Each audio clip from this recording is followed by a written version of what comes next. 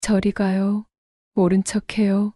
은정의 목소리는 얼음처럼 차가웠습니다. 당신 팔이 왜 그렇게 된 거야? 민우는 충격에 말을 잇지 못했어요. 15년 만에 만난 전 부인의 모습이 믿어지지 않았습니다. 팔이 없는 은정, 그리고 그 옆에 서 있는 15살 소년. 민우와 닮은 그 아이는 과연 누구일까요? 12년 전 일어난 끔찍한 화재의 진실, 그리고 민우가 모르는 충격적인 비밀이 서서히 드러나기 시작합니다. 사랑과 배신이 얽힌 이들의 운명적 재회가 지금 시작됩니다. 사연 시작 전 무료로 할 수 있는 좋아요와 구독 부탁드립니다. 새벽 6시 강남구 펜트하우스 45층에서 알람이 울렸습니다. 민우는 눈을 뜨자마자 습관적으로 침대 옆 탁자 위에 스마트폰을 집어들었어요. 화면에는 벌써 20개가 넘는 알림이 떠 있었습니다.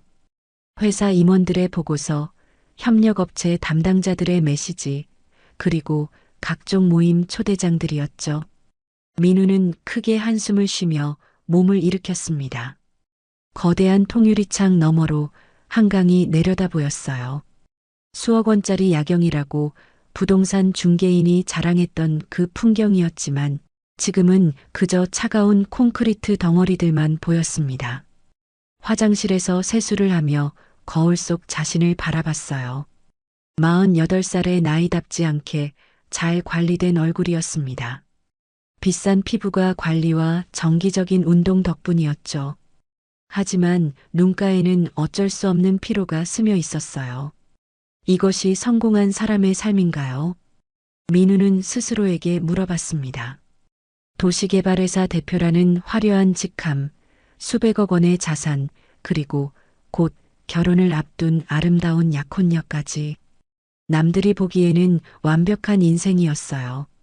하지만 왜 이렇게 공허할까요? 드레스룸에서 정장을 고르며 민우는 오늘 일정을 떠올렸습니다. 오전에는 신규 개발 프로젝트 회의, 점심에는 시의원과의 식사, 오후에는 노숙자 쉼터 방문이 예정되어 있었어요. 마지막 일정이 가장 귀찮았습니다. 노숙자 쉼터 방문은 어머니인 윤 회장의 지시였어요. 회사 이미지 관리를 위한 자선 사업의 일환이었죠.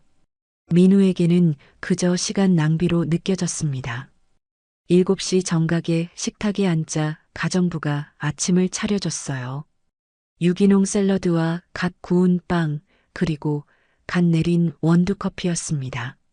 하지만 민우는 몇 젓가락 먹지도 못하고 포크를 내려놨어요. 입맛이 없었습니다. 혼자 먹는 아침이 이렇게 쓸쓸할 줄 몰랐어요.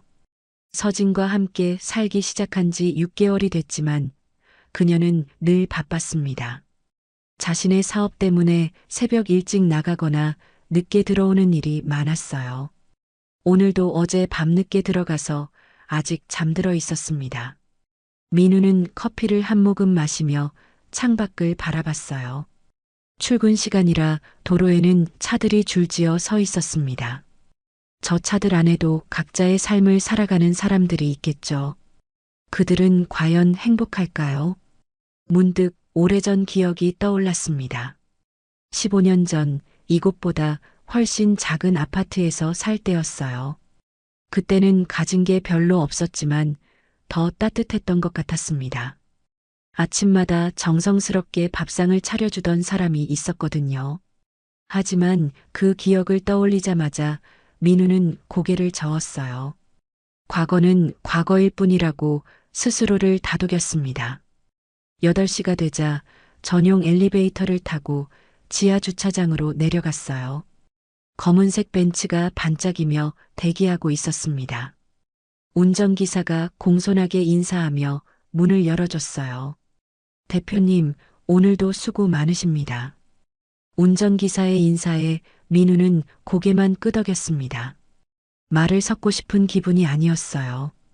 차 안에서 스마트폰을 확인하니 또 10여 개의 메시지가 와 있었습니다. 모두 돈과 관련된 내용들이었어요. 차가 강남대로를 달리는 동안 민우는 창밖 풍경을 멍하니 바라봤습니다. 높은 빌딩들 사이로 바쁘게 걸어가는 사람들이 보였어요. 모두들 어디론가 향하고 있었지만 정작 민우는 자신이 어디로 가고 있는지 모르겠었습니다. 회사에 도착하자 직원들이 줄지어 인사했어요.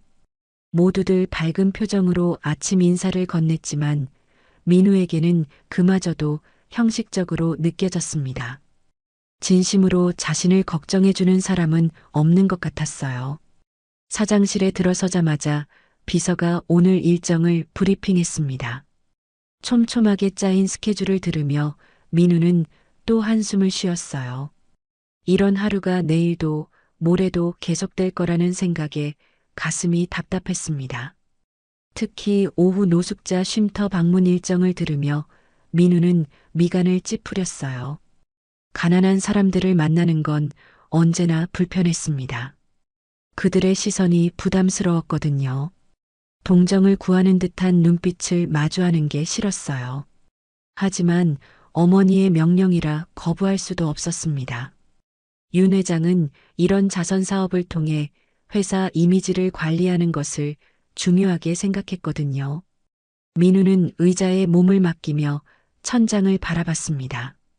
이것이 정말 자신이 원하던 삶일까요? 돈도 명예도 모든 걸 가졌는데 왜 이렇게 공허할까요? 마치 겉만 화려하고 속은 텅 빈 선물 상자 같았어요. 성공했다고 말하지만 정작 진정으로 자신을 사랑해주는 사람은 없는 것 같았습니다. 모든 관계가 이해관계로 얽혀 있었거든요. 서진과의 관계도 사랑이라기보다는 서로에게 도움이 되는 계산된 만남이었어요. 민우는 스마트폰을 내려놓고 깊은 한숨을 쉬었습니다. 오늘도 어제와 똑같은 하루가 시작되고 있었어요. 아무런 변화도 새로운 일도 일어나지 않을 것 같은 그런 하루 말입니다. 하지만 민우는 아직 몰랐어요. 오늘 오후 노숙자 쉼터에서 자신의 인생을 완전히 바꿔놓을 만남이 기다리고 있다는 것을 말입니다. 오전 10시 첫 번째 회의가 끝나자 민우는 잠시 사무실에 혼자 남았습니다. 신규 개발 프로젝트 보고서를 정리하던 중 책상 서랍에서 낡은 사진 한 장이 눈에 띄었어요. 어쩌다 그 사진이 거기 있는지 기억나지 않았지만 보는 순간 가슴이 철렁했습니다. 15년 전 자신의 모습이었어요. 지금보다 훨씬 젊고 순수해 보이는 얼굴이었습니다. 그리고 그 옆에는 환하게 웃고 있는 여자가 있었어요. 은정이었습니다. 민우는 사진을 든 손이 떨리는 것을 느꼈어요. 왜 이 사진을 아직도 가지고 있었을까요? 진작에 버렸다고 생각했는데 말이에요. 은정의 얼굴을 자세히 들여다보니 가슴 한편이 아려왔습니다. 그때는 정말 행복했었죠. 민우는 의자에 기대며 눈을 감았어요. 그러자 15년 전 그날의 기억이 생생하게 떠올랐습니다. 은정을 집에서 내보내던 그 끔찍한 날 말이에요. 2010년 11월 23일이었습니다. 첫눈이 내리던 추운 겨울날이었어요. 은정은 작은 여행 가방 하나만 들고 현관문 앞에 서 있었습니다. 얼굴은 울음으로 부어 있었지만 한마디 원망도 하지 않았어요. 그때 어머니인 윤 회장이 차갑게 말했었죠. 아이도 못 낳는 여자가 뭐하러 이 집에 있어. 당장 나가. 민우는 그 순간 끼어들지 못했어요. 어머니의 무서운 압박 앞에서 말 한마디 제대로 하지 못했습니다. 그저 고개만 푹 숙이고 있었어요. 비겁했습니다. 은정이 문고리를 잡고 돌아서려는 순간이었어요. 그녀가 마지막으로 민우를 바라보며 조용히 말했습니다. 언젠가는 후회하실 거예요. 그 목소리에는 원망이나 분노가 아닌 깊은 슬픔이 담겨 있었어요. 마치 자신의 운명을 받아들이면서도 민우의 미래를 걱정하는 듯한 톤이었습니다.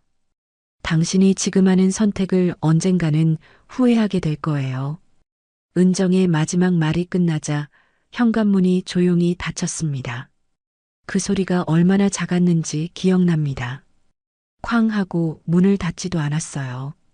그저 조용히 마치 자신의 존재조차 지우듯이 사라져갔습니다. 민우는 사진을 내려놓고 깊은 한숨을 쉬었어요. 은정의 마지막 말이 지금까지 계속 맴돌고 있었다는 걸 깨달았습니다. 15년이 지난 지금도 그 말이 귓가에 선명했어요. 후회라는 게 정말 이런 걸까요? 민우는 창밖을 바라보며 생각했습니다.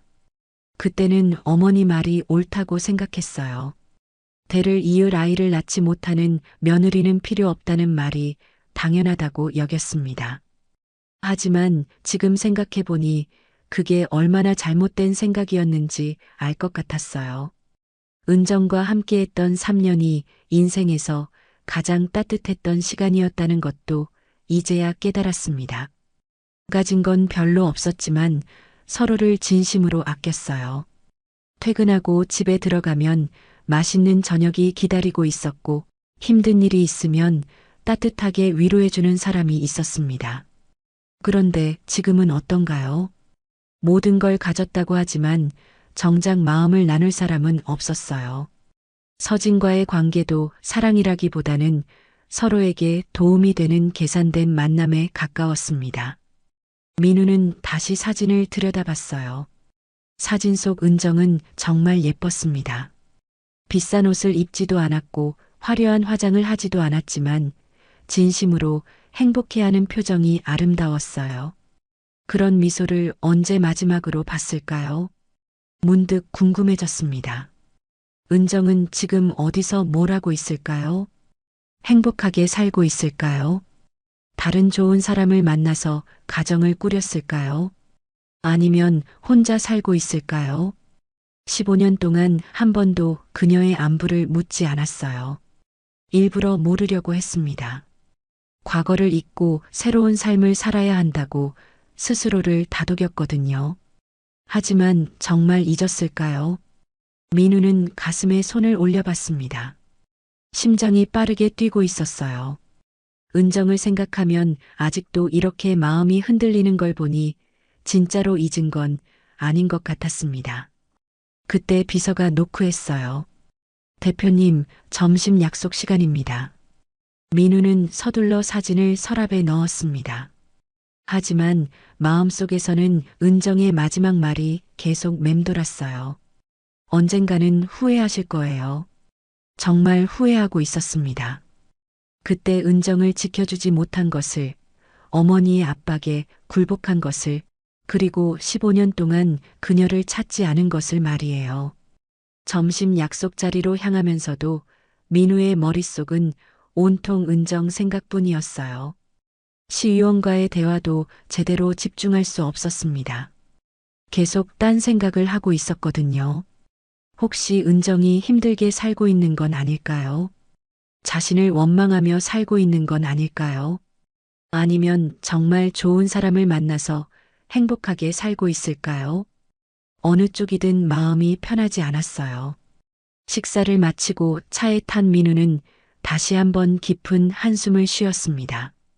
오후에 노숙자 쉼터를 방문해야 했는데 왠지 내키지 않았어요. 가난하고 힘든 사람들을 보면 은정이 떠오를 것 같았거든요. 하지만 가야 했습니다. 어머니의 명령이었고 회사 일이었으니까요. 민우는 창밖을 바라보며 마음을 다잡으려고 했어요. 오늘 하루만 더 버티자. 내일이 되면 이런 기분도 사라질 거야. 하지만 민우는 아직 몰랐습니다. 오늘 오후 쉼터에서 일어날 일이 자신의 인생을 완전히 바꿔놓을 거라는 사실을 말이에요.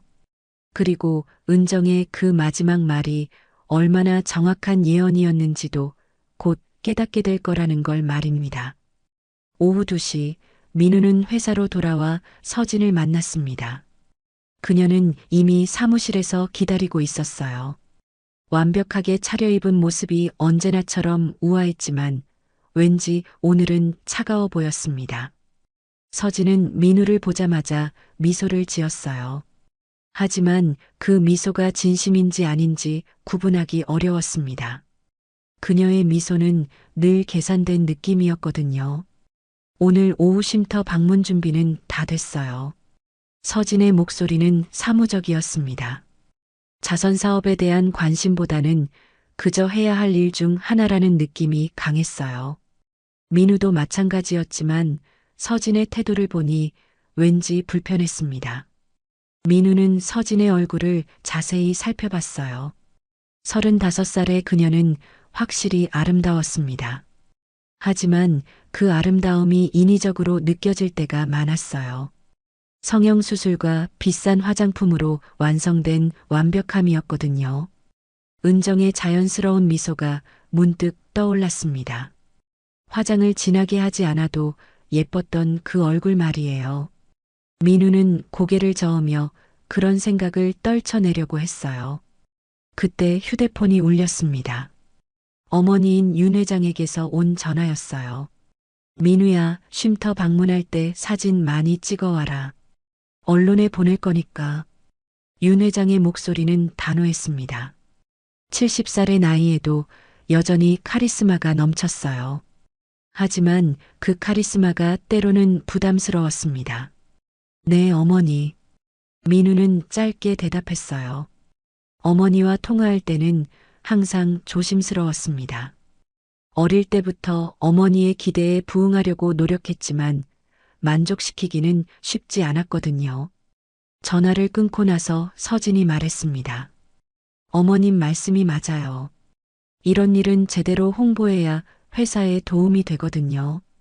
서진의 말에 민우는 고개를 끄덕였지만 마음 한편으로는 불편했어요. 정말 도움이 필요한 사람들을 돕는 것보다 회사 이미지가 더 중요한 걸까요? 하지만 현실적으로 생각해보면 서진의 말이 틀리지 않았어요. 자선 사업도 결국 사업이었고 투자한 만큼 돌아오는 게 있어야 했으니까요. 오후 3시가 되자 비서가 들어왔습니다. 대표님, 출발 시간입니다. 민우와 서진은 함께 엘리베이터를 탔어요. 지하 주차장으로 내려가는 동안 서진이 거울을 보며 립스틱을 고쳤습니다. 사진 촬영을 염두에 둔 행동이었어요. 차 안에서 서진이 다시 말했습니다. 오늘은 너무 오래 머물지 말아요. 저녁에 중요한 약속이 있거든요. 민우는 창밖을 바라보며 대답했어요. 알겠어요. 사실 민우도 빨리 끝내고 싶었습니다. 가난한 사람들을 만나는 건 언제나 부담스러웠거든요. 그들의 절박한 눈빛을 마주하는 게 어려웠어요. 차가 강남을 벗어나 서울 외곽으로 향했습니다. 고급 상가들이 점점 사라지고 낡은 건물들이 나타나기 시작했어요. 창밖 풍경이 바뀔수록 민우의 마음도 무거워졌습니다. 서진은 스마트폰을 보며 무언가를 확인하고 있었어요. SNS에 올릴 사진을 미리 준비하는 것 같았습니다. 그녀에게는 오늘 일정도 그저 콘텐츠 중 하나였어요. 30분 정도 달린 후 차가 멈춰 섰습니다. 노숙자 쉼터에 도착한 거였어요. 낡은 건물이었지만 깨끗하게 관리되고 있었습니다. 쉼터 관계자들이 나와서 인사했어요. 모두들 정중했지만 어딘지 어색해 보였습니다. 이런 방문이 그들에게도 부담스러운 일이라는 걸 느낄 수 있었어요. 시설을 둘러보는 동안 민우는 여러 사람들을 만났습니다. 나이 든 할아버지, 젊은 남자, 그리고 아이를 데리고 온 여자까지 다양했어요. 모두들 각자의 사연을 가지고 있을 텐데 그 사연들이 궁금하면서도 무서웠습니다. 서진은 열심히 사진을 찍고 있었어요. 자신이 노숙자들과 대화하는 모습, 음식을 나눠주는 모습 등을 담고 있었습니다. 하지만 정작 그 사람들과 진심으로 대화하려고 하지는 않았어요. 민우도 마찬가지였습니다. 형식적인 인사만 나누고 적당한 거리를 유지했어요.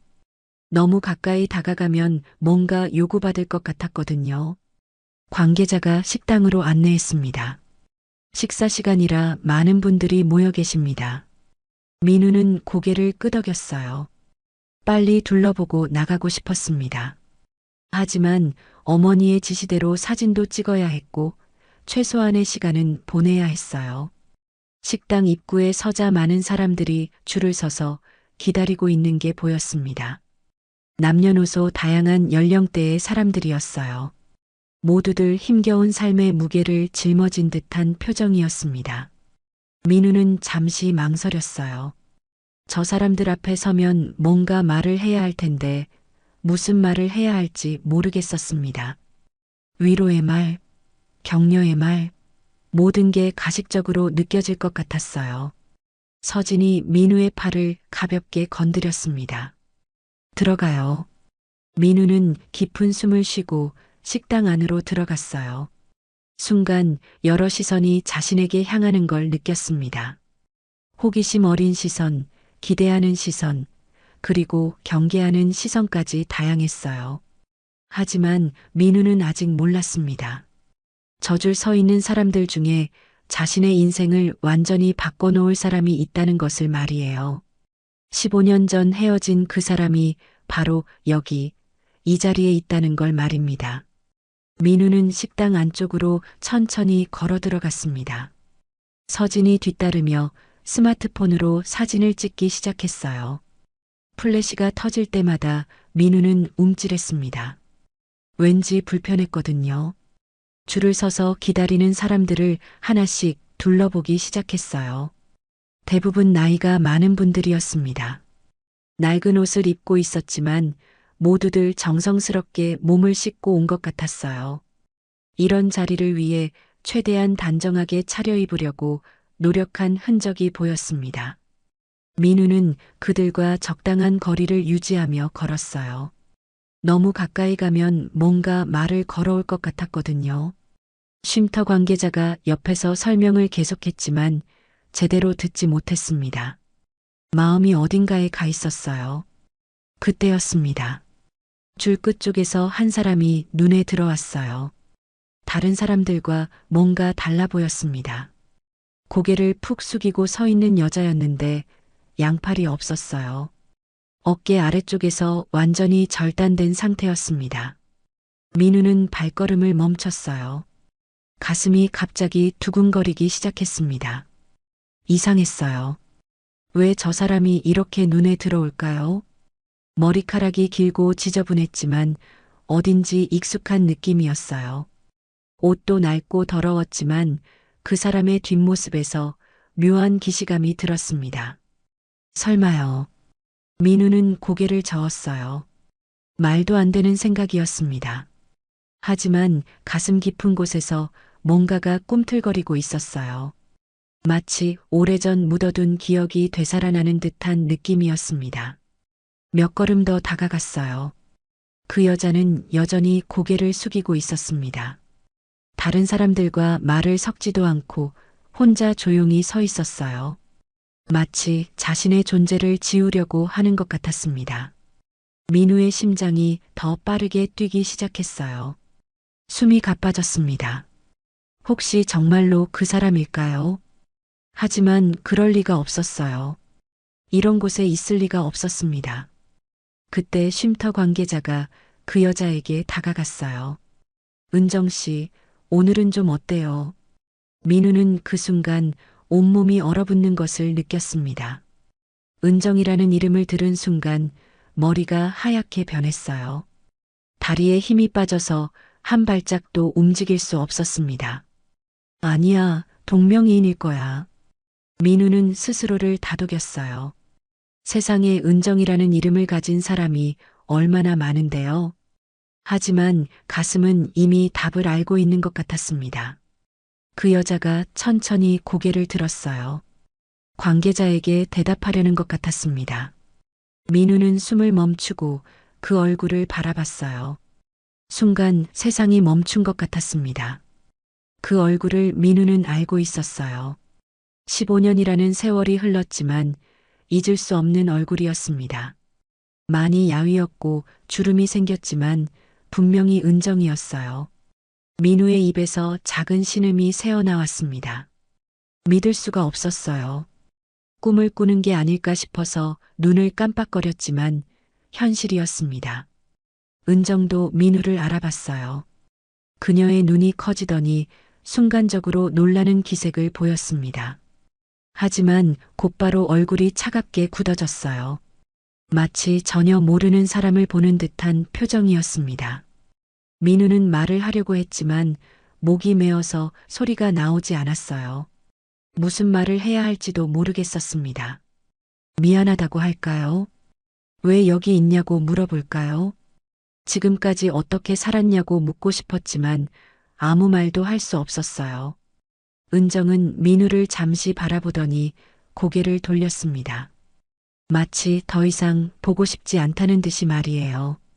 그 차가운 반응이 민우에게는 큰 충격이었어요. 예전에는 자신을 보면 환하게 웃어주던 사람이었는데 말입니다.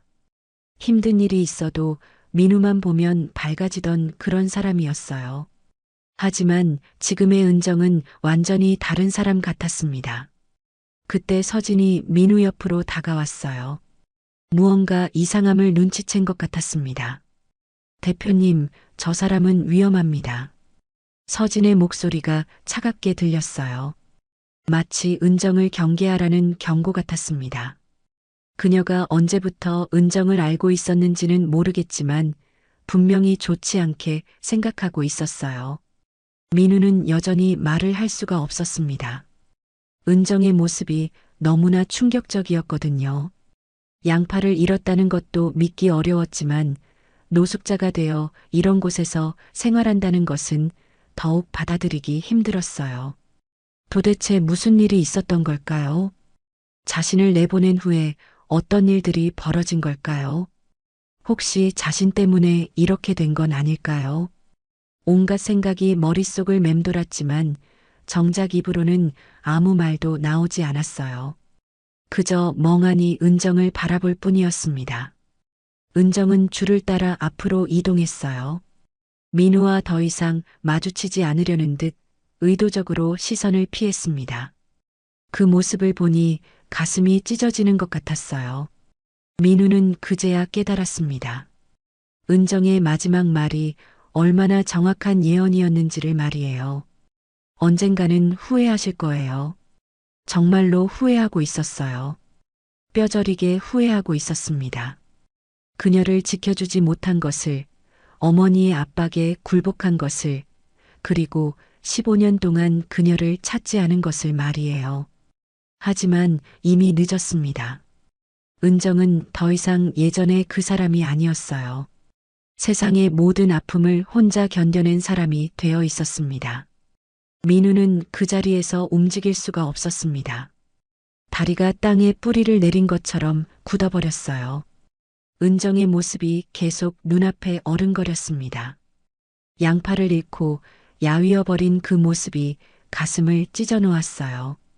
서진이 민우의 팔을 잡았습니다. 꽤 세게 잡아서 아팠어요.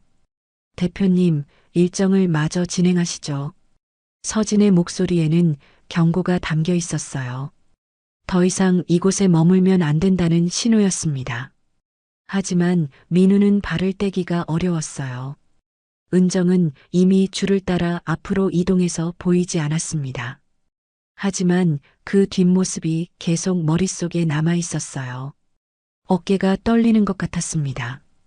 추위 때문일까요? 아니면 다른 이유 때문일까요? 민우는 서진의 재촉에 따라 어쩔 수 없이 쉼터를 둘러봤어요. 하지만 마음은 온통 은정 생각뿐이었습니다. 관계자의 설명도 귀에 들어오지 않았어요. 기념사진을 찍을 때도 마찬가지였어요. 카메라를 향해 억지로 미소를 지었지만 속은 엉망이었습니다. 서진은 완벽한 미소로 사진을 찍고 있었지만 민우는 그럴 수가 없었어요. 30분 정도 머문 후 쉼터를 나왔습니다. 차에 타자마자 서진이 말했어요. 이제 끝났으니 다른 생각은 하지 마세요. 서진은 민우가 무슨 생각을 하고 있는지 알고 있는 것 같았어요. 하지만 민우는 그럴 수가 없었습니다. 은정의 모습이 계속 떠올랐거든요. 도대체 무슨 일이 있었던 걸까요? 왜 팔을 잃게 됐을까요? 어떻게 노숙자가 됐을까요? 그리고 지금은 어떻게 살고 있을까요? 궁금한 게 너무 많았어요. 동시에 무서웠습니다. 혹시 자신 때문에 그렇게 된 건 아닐까 하는 두려움이 있었거든요. 회사로 돌아가는 길에 민우는 계속 고민했어요. 은정을 다시 찾아가야 할까요? 아니면 모르는 척하고 지나가야 할까요? 찾아간다면 뭐라고 말해야 할까요? 미안하다고 할까요? 지금까지 어떻게 살았냐고 물어볼까요? 도움이 필요하냐고 물어볼까요? 하지만 은정의 차가운 시선이 떠올랐어요. 더 이상 보고 싶지 않다는 듯한 그 표정 말이에요. 접근하면 거부당할 게 뻔했습니다. 그렇다고 그냥 지나칠 수도 없었어요. 15년 만에 만난 건데 아무것도 하지 않을 수는 없었습니다. 민우는 주먹을 꽉 쥐었어요. 손톱이 손바닥에 박힐 정도로 세게 쥐었습니다. 마음이 복잡했어요. 회사에 도착해서도 일에 집중할 수가 없었습니다. 회의 중에도 자꾸 딴 생각을 했어요. 직원들이 보고하는 내용도 제대로 듣지 못했습니다. 오후 5시가 되자 민우는 결정을 내렸어요. 은정에 대해 알아보기로 한 거였습니다.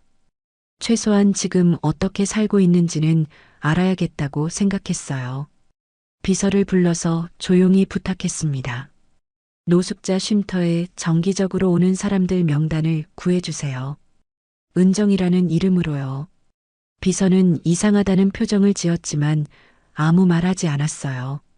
민우의 지시를 따르기로 했습니다. 저녁이 되자 휴대폰이 울렸어요. 어머니인 윤 회장에게서 온 전화였습니다. 민우야, 오늘 쉼터 방문 어땠니? 윤 회장의 목소리는 평상시와 같았어요. 하지만 민우는 대답하기가 어려웠습니다. 네, 잘 다녀왔습니다. 그것만으로는 부족했는지 윤 회장이 다시 물었어요. 별일 없었지. 민우는 잠시 망설였습니다. 은정을 만난 얘기를 해야 할까요? 하지만 어머니 반응이 뻔했어요. 네, 별일 없었습니다. 결국 거짓말을 했어요. 어머니에게 말하면 더 복잡해질 것 같았거든요. 전화를 끊고 나서 민우는 깊은 한숨을 쉬었어요. 거짓말을 하고 나니 더 마음이 무거웠습니다. 그날 밤 집에 돌아와서도 마음이 편하지 않았어요. 서진과 함께 저녁을 먹었지만 대화가 잘 되지 않았습니다. 서진이 오늘 쉼터에서 찍은 사진들을 보여줬어요. SNS에 올릴 거라고 했습니다. 하지만 민우는 관심이 없었어요. 대신 계속 은정 생각을 했습니다. 지금 어디서 뭘 하고 있을까요? 저녁은 먹었을까요? 잠자리는 있을까요? 밤늦게 잠자리에 누웠지만 잠이 오지 않았어요. 눈을 감으면 은정의 모습이 떠올랐습니다. 양팔을 잃고 야위어버린 그 모습이 계속 머릿속을 맴돌았어요. 새벽 2시가 넘어서야 겨우 잠들었지만 꿈에서도 은정이 나왔어요. 예전에 건강했던 모습과 오늘 본 처참한 모습이 번갈아 나타났습니다. 다음 날 아침에 일어나자마자 민우는 결심했어요. 더 이상 미룰 수 없었습니다. 은정에 대해 알아봐야겠다고 생각했어요. 하지만 동시에 두려웠습니다. 진실을 알게 되면 감당할 수 있을까요? 혹시 정말로 자신 때문에 그렇게 된 거라면 어떻게 해야 할까요? 민우는 거울 속 자신을 바라봤어요. 어제까지만 해도 성공한 사업가라고 자부했는데 지금은 그런 자신감이 사라져 있었습니다. 은정과의 재회가 모든 걸 바꿔놓았어요. 이제 예전으로 돌아갈 수는 없을 것 같았습니다. 다음 날 아침 9시 민우는 회사에 도착하자마자 비서를 불렀습니다. 밤새 고민한 끝에 내린 결정이었어요. 더 이상 망설일 수는 없었습니다. 어제 부탁한 자료 준비됐나요? 비서는 조심스럽게 서류를 건넸어요. 노숙자 쉼터 이용자 명단이었습니다. 민우는 떨리는 손으로 그 서류를 받았어요. 김은정이라는 이름이 보였습니다. 나이는 45살, 쉼터 이용 기간은 3년째라고 적혀 있었어요. 민우는 가슴이 철렁 내려앉는 것을 느꼈습니다. 3년이나 그곳에서 생활하고 있다는 뜻이었어요. 그 전에는 어디서 살았을까요? 어떻게 살아왔을까요? 서류에는 간단한 정보만 적혀 있었습니다. 특이사항란에는 양팔 절단이라고 적혀 있었어요. 다른 건 아무것도 없었습니다. 민우는 더 자세한 정보가 필요했어요. 은정이 어떻게 팔을 잃게 됐는지, 그 후 어떻게 살아왔는지 알고 싶었습니다. 오전 10시에 민우는 직접 쉼터로 전화를 걸었어요. 관계자와 통화하고 싶다고 했습니다. 어제 방문했던 강민우입니다. 김은정 씨에 대해 좀 더 자세히 알고 싶어서요. 상대방은 잠시 망설이더니 대답했어요.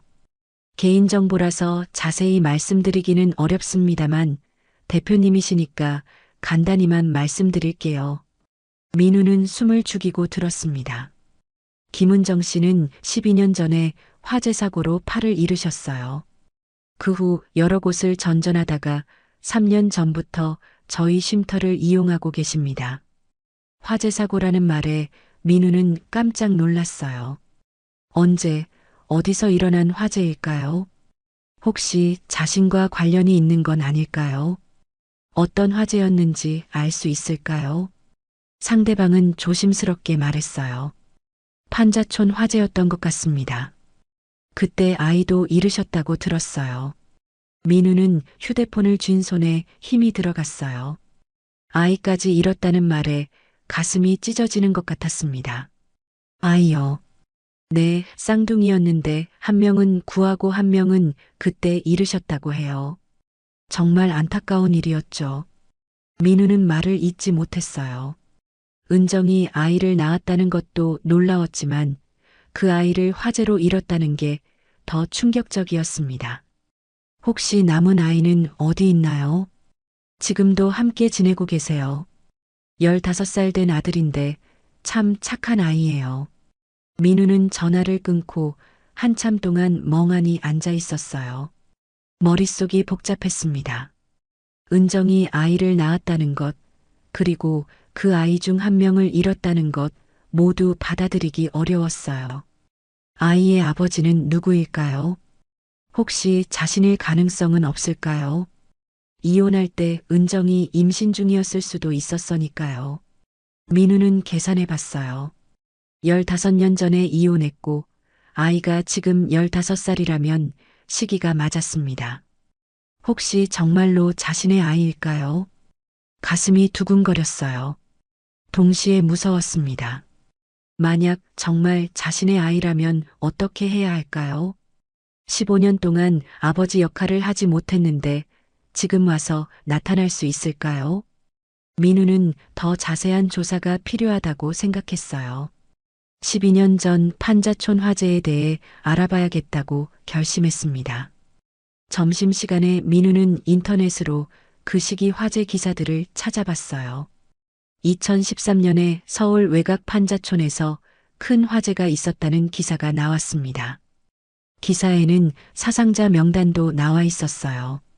그 중에 김 씨 성을 가진 어린이 한 명이 있었습니다. 나이를 보니 당시 3살이었어요. 민우는 손이 떨렸습니다. 계산해 보니 정확히 맞았어요.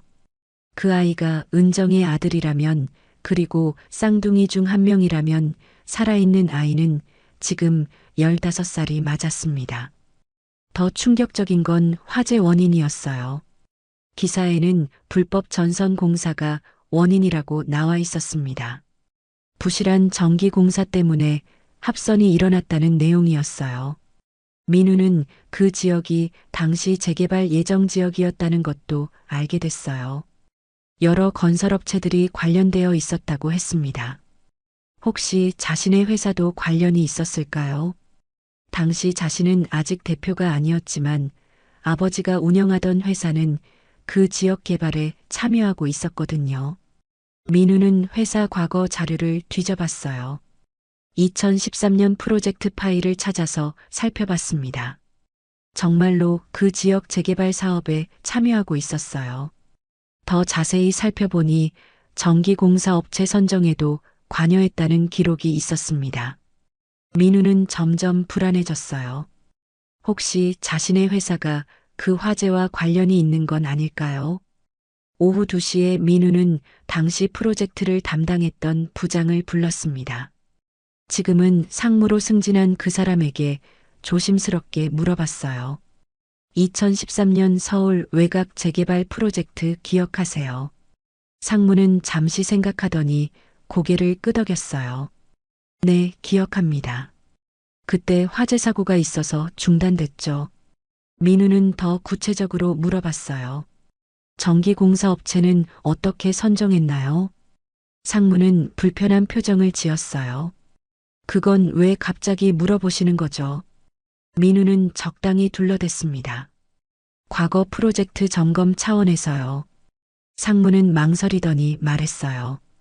사실 그때 가격이 제일 싼 업체를 선택했어요. 품질보다는 비용을 우선시했죠. 지금 생각해보면 잘못된 결정이었던 것 같습니다. 민우는 가슴이 무너지는 것을 느꼈어요. 정말로 자신의 회사가 그 화재와 관련이 있었던 거였습니다. 비용 절약을 위해 부실한 업체를 선택했고 그 결과 화재가 일어났던 거예요. 그 화재로 은정이 팔을 잃었고 아이까지 잃었다는 뜻이었습니다. 결국 자신이 은정의 인생을 망가뜨린 셈이었어요. 민우는 그날 오후 내내 충격에서 벗어날 수 없었어요. 15년 전 은정을 내보낸 것도 모자라 그 후에도 계속해서 그녀의 삶을 파괴하고 있었던 거였습니다. 이제는 정말로 책임을 져야겠다고 생각했어요. 더 이상 모른 척할 수는 없었습니다. 그날 저녁 6시 민우는 집으로 돌아왔습니다. 서진이 거실에서 기다리고 있었어요. 평소보다 일찍 들어온 것 같았습니다. 그녀의 표정이 심상치 않았어요. 오늘 쉼터에 전화했다면서요.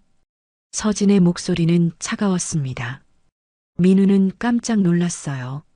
어떻게 알았을까요? 누가 그런 얘기를? 서진은 스마트폰을 들어 보였어요. 화면에는 쉼터 관계자와의 통화 내역이 표시되어 있었습니다. 당신 비서가 제게 보고했어요. 걱정돼서 말이에요. 민우는 당황했습니다. 비서가 서진에게 보고했다는 게 믿어지지 않았어요. 하지만 증거가 눈앞에 있었습니다. 서진은 민우 옆에 앉으며 부드럽게 말했어요. 그 여자 때문에 힘들어하지 마세요. 과거는 과거예요. 하지만 그 부드러운 목소리 뒤에는 경고가 숨어 있었습니다. 더 이상 은정에게 관심을 갖지 말라는 뜻이었어요. 민우는 어떻게 대답해야 할지 몰랐습니다. 서진에게 진실을 말할 수도 없었고 거짓말을 계속할 수도 없었어요. 그때 휴대폰이 울렸습니다. 어머니인 윤 회장에게서 온 전화였어요. 민우야, 지금 집에 가고 있다. 윤 회장의 목소리는 평소보다 더 엄한 톤이었습니다. 뭔가 알고 있다는 느낌이 들었어요. 30분 후 윤 회장이 도착했습니다. 70살의 나이에도 여전히 당당한 모습이었어요. 하지만 표정이 좋지 않았습니다. 민우야, 너 요즘 이상한 짓 하고 있다면서. 윤 회장은 바로 본론으로 들어갔어요. 민우는 가슴이 철렁했습니다. 무슨 말씀이세요? 쉼터에 전화해서 그 여자 뒷조사하고 있다면서. 내가 다 알고 있어. 윤 회장의 정보력은 여전했습니다. 민우가 뭘 하고 있는지 벌써 파악하고 있었어요. 서진이 옆에서 거들었습니다. 어머님, 제가 말렸는데 안 들으세요. 윤 회장은 민우를 노려봤어요. 그 여자는 이미 죽은 사람이야. 왜 자꾸 과거를 들춰내려고 하니? 민우는 용기를 내어 말했습니다. 어머니, 그래도 한때는 저희 가족이었잖아요. 윤 회장의 얼굴이 일그러졌어요. 가족이라고. 애도 못 낳는 주제에 무슨 가족이야. 그 말에 민우는 깜짝 놀랐습니다. 은정이 아이를 낳았다는 걸 어머니는 모르고 있었어요. 어머니, 사실 은정이가. 하지만 말을 끝내기 전에 윤 회장이 손을 들어 막았습니다. 그만해. 더 이상 그 여자 얘기는 듣기 싫어. 윤 회장은 자리에서 일어나며 경고했어요. 다시 한번 그 여자에게 접근하면 회사에서 물러나게 할 거야. 그 말을 남기고 윤 회장은 집을 나갔습니다. 민우는 말없이 그 모습을 바라봤어요. 서진이 민우의 어깨에 손을 올렸습니다. 어머님 말씀이 맞아요. 그 여자 때문에 당신이 힘들어할 필요 없어요. 하지만 민우는 그럴 수 없었어요. 은정이 자신의 아이를 낳았고 그 아이 중 한 명을 화재로 잃었다는 사실을 알게 된 이상 모른 척할 수 없었습니다. 다음 날 오전 민우는 몰래 쉼터 근처를 찾아갔어요. 은정과 아들을 직접 만나보고 싶었습니다. 쉼터에서 조금 떨어진 곳에 차를 세우고 기다렸어요. 사람들이 나오기 시작했습니다. 1시간쯤 기다리니 은정이 나왔어요. 그리고 그 옆에는 키가 큰 소년이 있었습니다. 15살쯤 되어 보이는 아이였어요. 민우는 숨이 멎는 줄 알았습니다. 그 아이의 얼굴이 어딘지 익숙했어요. 자신을 닮은 것 같았습니다. 아이는 은정의 곁에서 그녀를 돌보고 있었어요. 은정이 팔이 없어서 혼자 할 수 없는 일들을 대신해주고 있었습니다. 민우는 차에서 내려 조금 더 가까이 다가갔어요. 그들의 대화를 들을 수 있을 정도까지 말이에요. 엄마, 오늘은 괜찮아요. 아이의 목소리는 또래보다 성숙했습니다. 어려운 환경에서 자란 탓인지 어른스러워 보였어요. 은정이 아이를 바라보며 미소 지었습니다.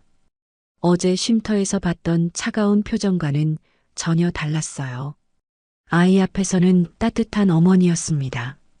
우리 준호가 이렇게 잘 커줘서 고마워. 준호라는 이름을 들은 순간 민우는 가슴이 뛰었어요. 그 이름을 어디서 들어본 것 같았습니다. 갑자기 기억이 났어요. 15년 전 은정과 함께 아이 이름을 지어본 적이 있었습니다. 혹시 아들이 생기면 준호라고 하자고 했었어요. 민우는 이제 확신했습니다. 저 아이가 자신의 아들이라는 것을 말이에요. 준호는 은정의 팔에 자신의 팔을 걸어주며 말했어요. 엄마, 저 사람이 왜 우리를 계속 쳐다봐요? 은정이 민우 쪽을 바라봤습니다. 순간 둘의 시선이 마주쳤어요. 은정의 얼굴이 다시 차갑게 굳어졌습니다. 준호의 손을 잡고 빨리 그 자리를 떠나려고 했어요. 민우는 그들을 부르고 싶었지만 목소리가 나오지 않았습니다. 그저 멀어져가는 모자의 뒷모습만 바라볼 뿐이었어요. 그때 준호가 뒤돌아봤습니다. 잠시 민우와 눈이 마주쳤어요. 그 눈빛에서 호기심과 경계심이 동시에 느껴졌습니다. 민우는 그 순간을 잊을 수 없었어요. 자신의 아들과 처음 눈을 마주친 순간이었으니까요. 15년 늦은 첫 만남이었습니다.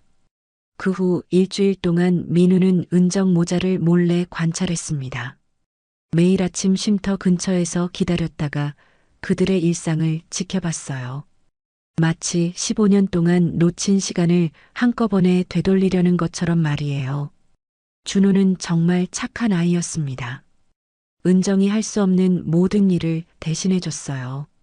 가방을 들어주고 문을 열어주고 심지어 은정의 신발끈까지 메어주었습니다. 민우는 그런 모습을 보며 가슴이 뭉클했어요.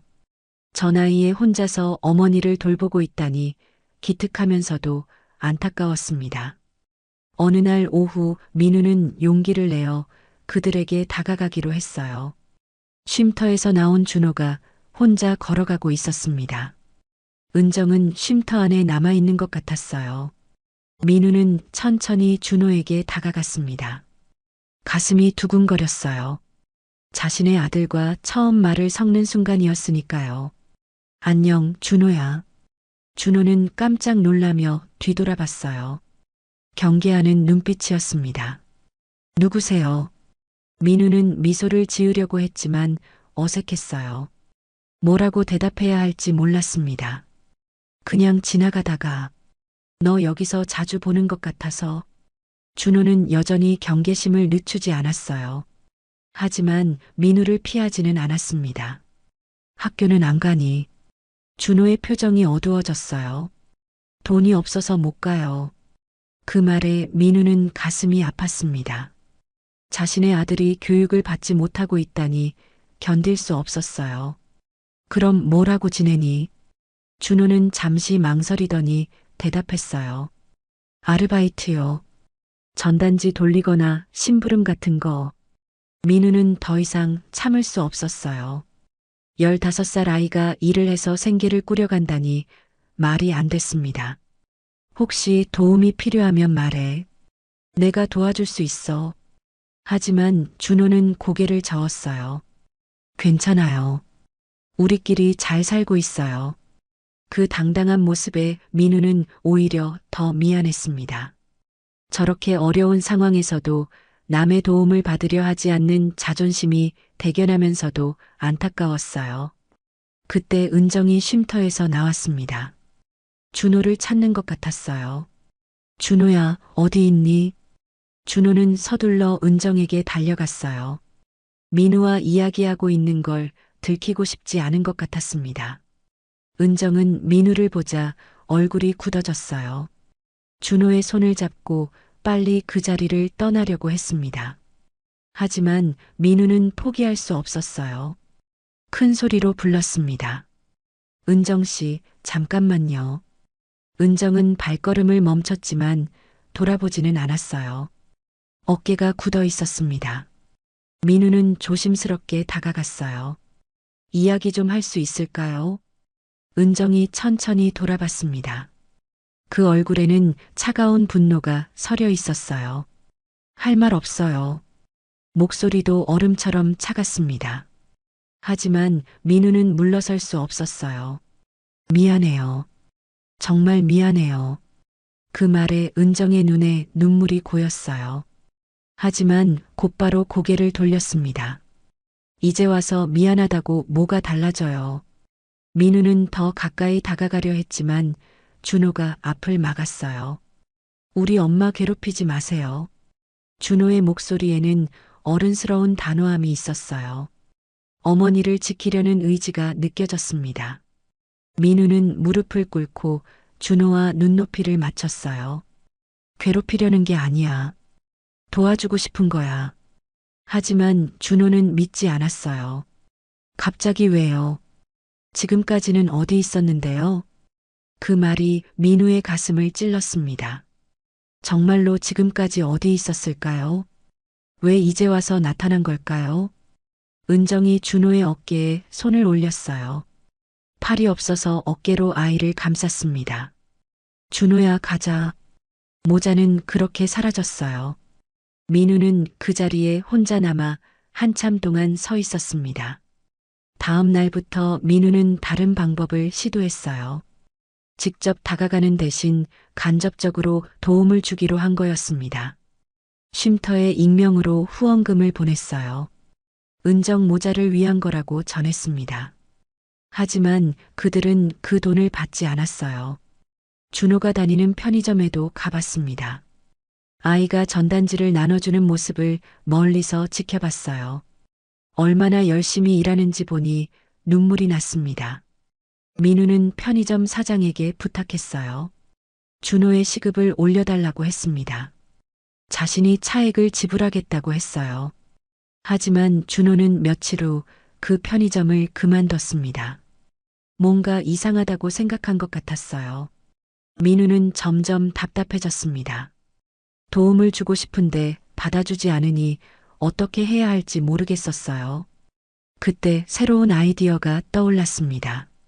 준호가 학교에 다닐 수 있도록 장학금을 만들어 보는 거였어요. 민우는 지역 교육청에 연락했습니다. 어려운 환경의 청소년을 위한 장학제도가 있는지 물어봤어요. 며칠 후 좋은 소식을 들었습니다. 정부에서 운영하는 교육 지원 프로그램이 있다는 거였어요. 준호 같은 경우에 딱 맞는 조건이었습니다. 민우는 몰래 준호의 이름으로 신청서를 넣었어요.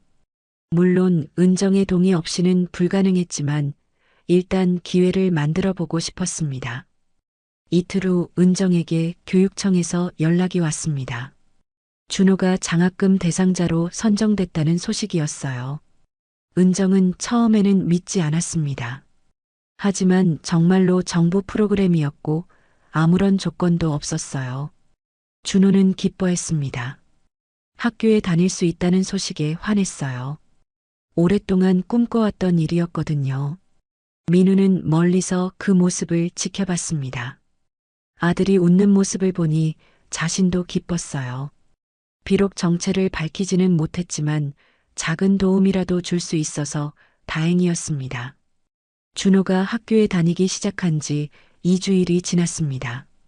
민우는 매일 오후 방과 후 시간에 학교 앞에서 기다렸어요.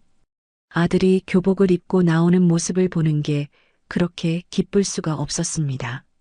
준호는 확실히 달라져 보였어요. 표정이 밝아졌고 걸음걸이에도 자신감이 생겼습니다.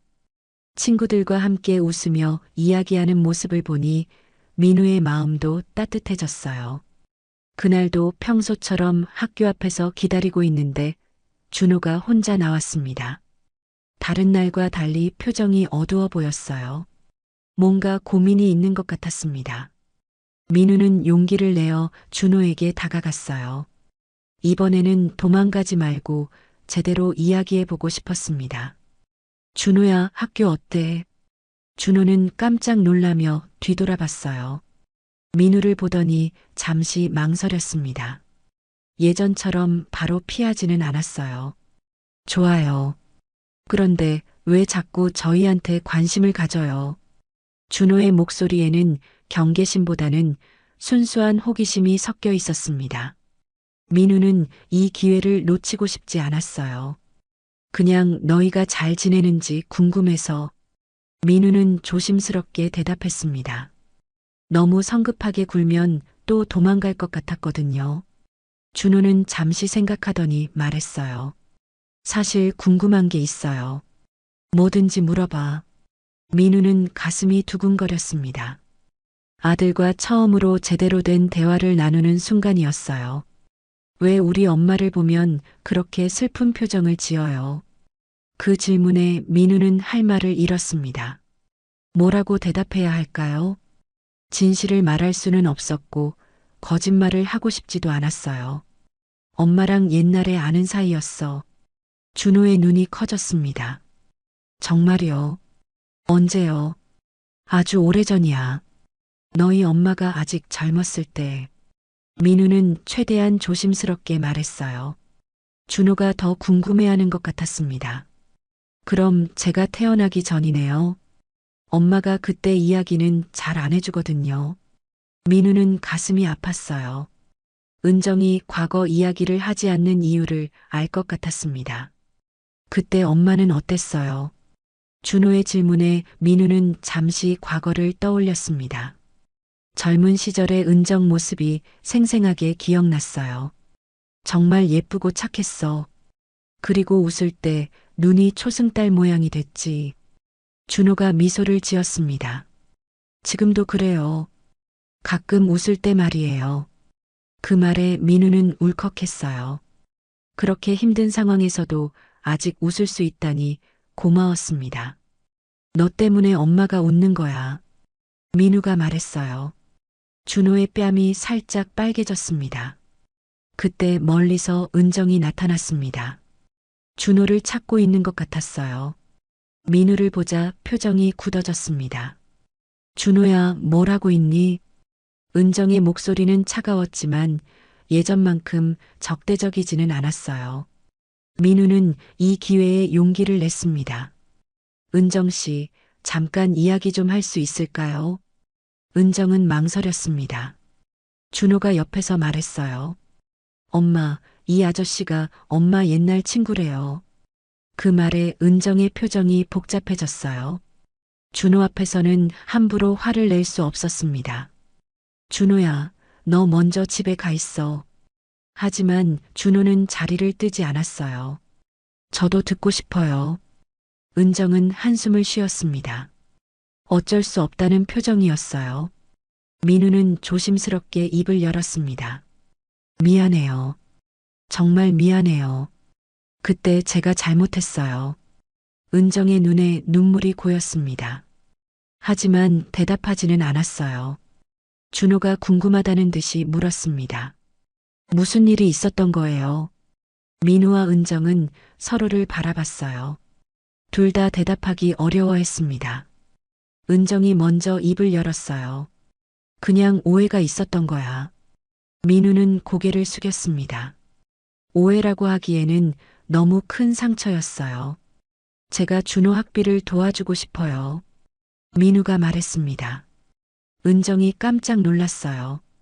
왜요? 왜냐하면 민우는 말을 잇지 못했습니다. 준호가 자신의 아들이라고 말할 수는 없었어요.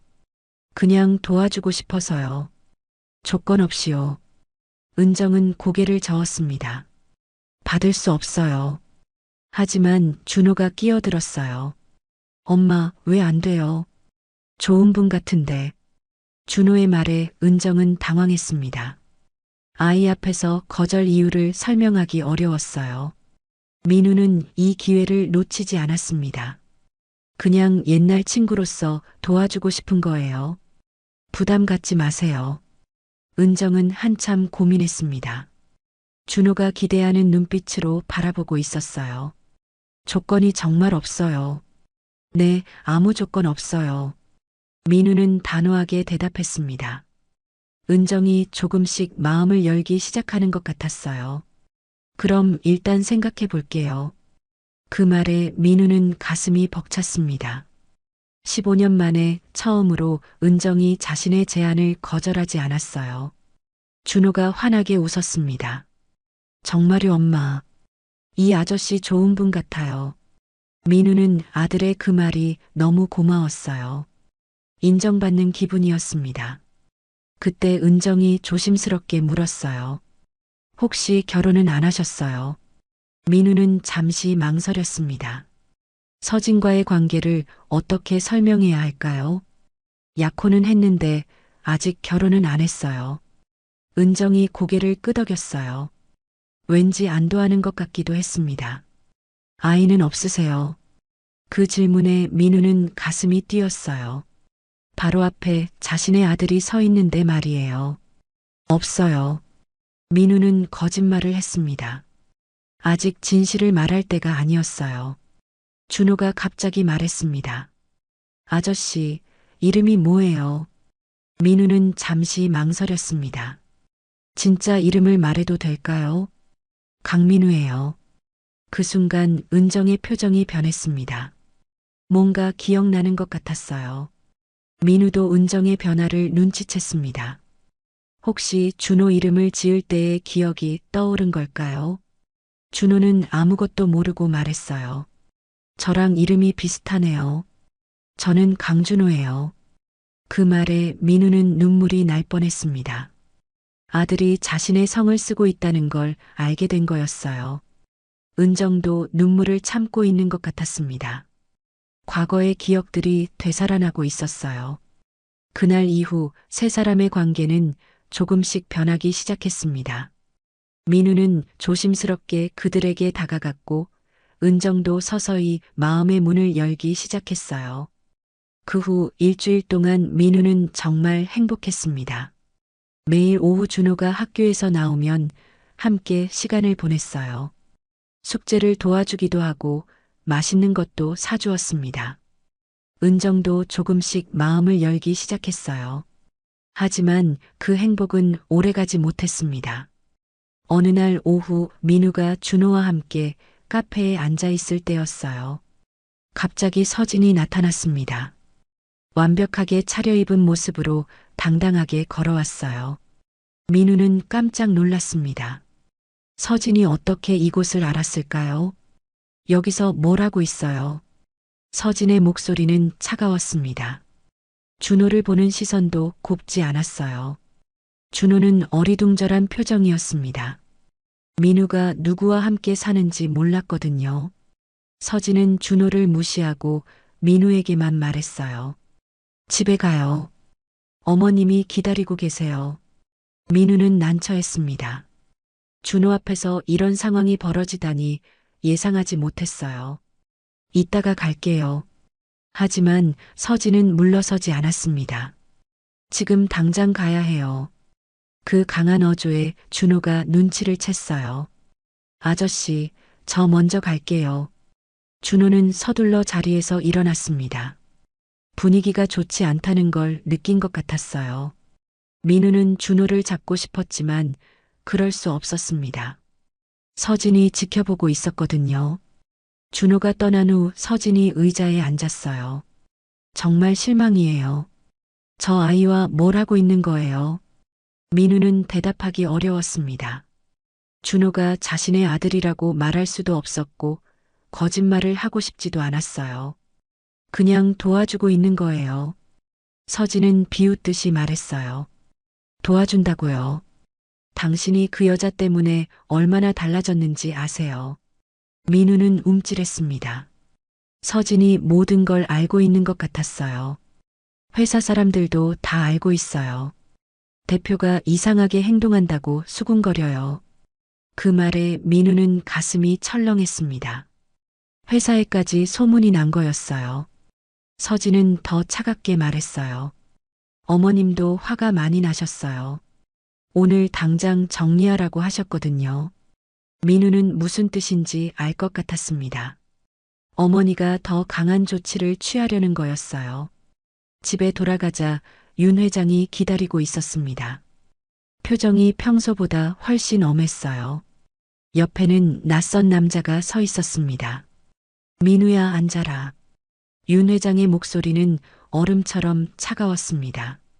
민우는 조심스럽게 소파에 앉았어요. 이분은 사설탐정이야.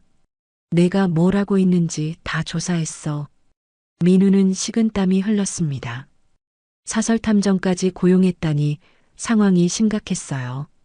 탐정이 서류를 꺼내며 말했어요. 김은정과 그 아들과의 만남 기록이 모두 여기 있습니다. 윤 회장은 그 서류를 들여다봤어요. 12년 전 화재 사건까지 조사하고 있더구나. 뭘 찾고 있는 거니? 민우는 대답할 수 없었습니다. 화재와 자신의 회사가 연관되어 있다는 걸 말할 수는 없었거든요. 윤 회장이 더 무서운 말을 했어요. 그 여자와 아이에게 접근 금지 명령을 내릴 거야. 법적으로도 조치를 취하겠어? 민우는 깜짝 놀랐습니다. 어머니, 그건 너무 심하지 않아요. 심해.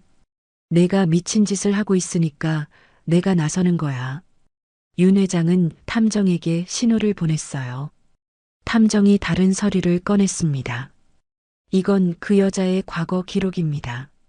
보시죠.